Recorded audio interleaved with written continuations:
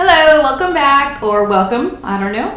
My name is Jessica. I'm a Spanish teacher. I teach Spanish level 2 at an upper school here in Houston. I teach 9th and 10th grade. And I just kind of wanted to share out what I've been doing during this remote teaching time. I'm new at this though. This is only our second week in Houston. I know that other teachers have been doing this for months. But I just wanted to share out what I've been doing, what's been working for me, and hopefully I'll get some collaboration with other teachers as well.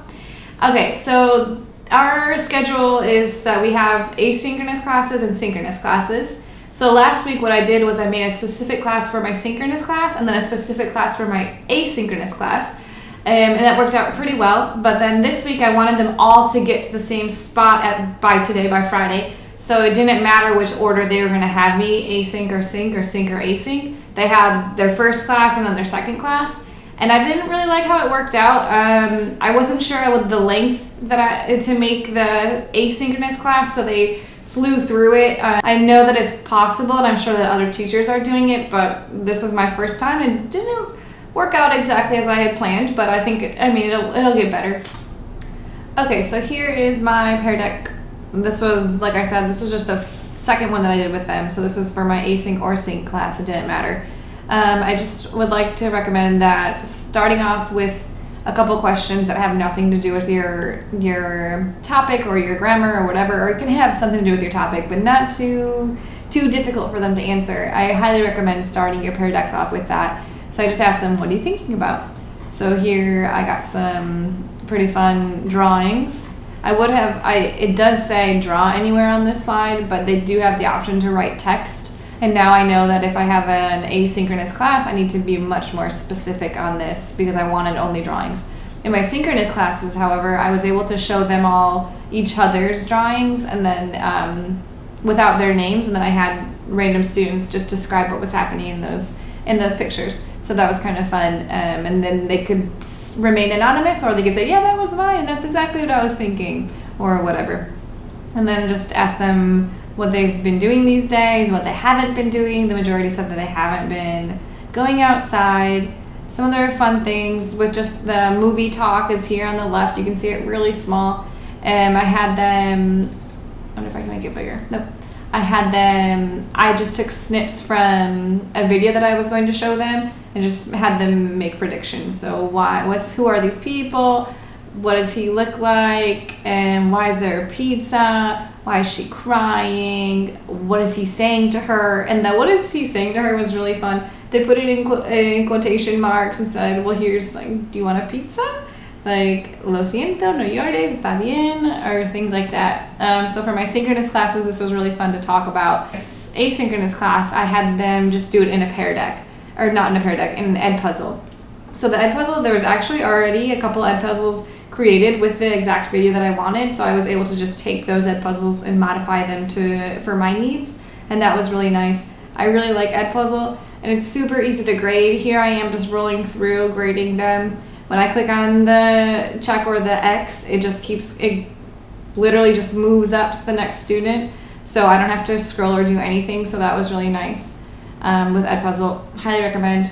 Then just talking about what happened at the ending of the story.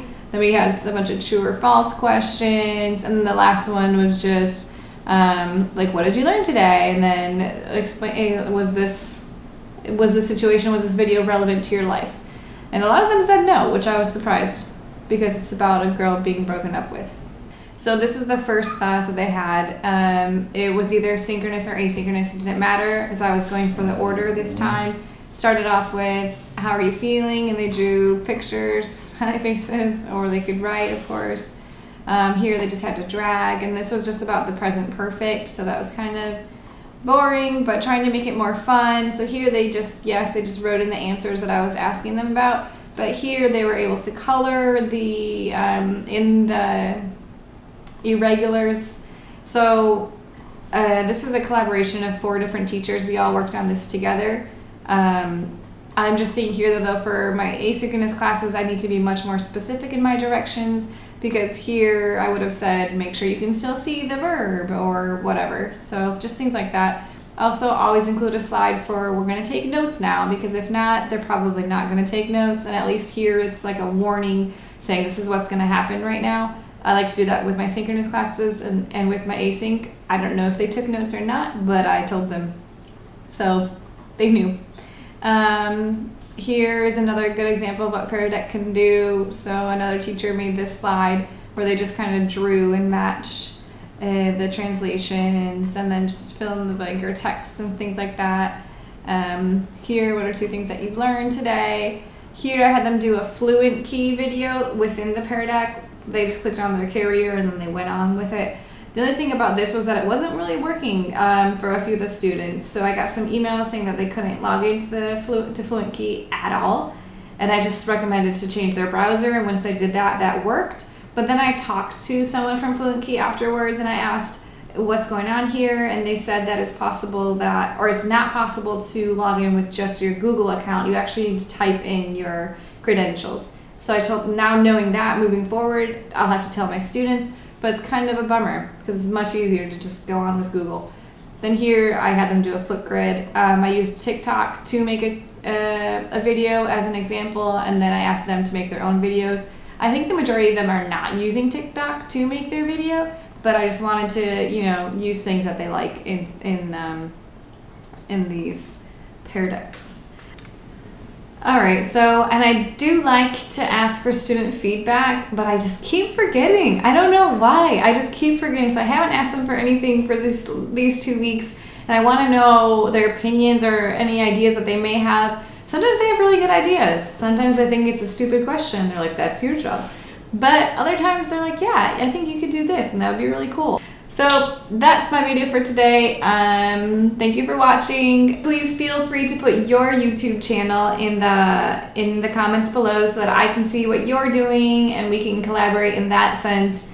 I keep signing up for webinars and trying to find new things. I just watched one with Matt Miller and Pear Deck, and they said that you can embed documents into Pear Deck and all these other things. I'm like, what is this? So I'm new to Pear Deck, 2 weeks using it. So I'll have to get on YouTube and figure out what that means and what that'll look like and what to do there. So please let me know what you're doing and we can share out like that. All right, thank you. Bye.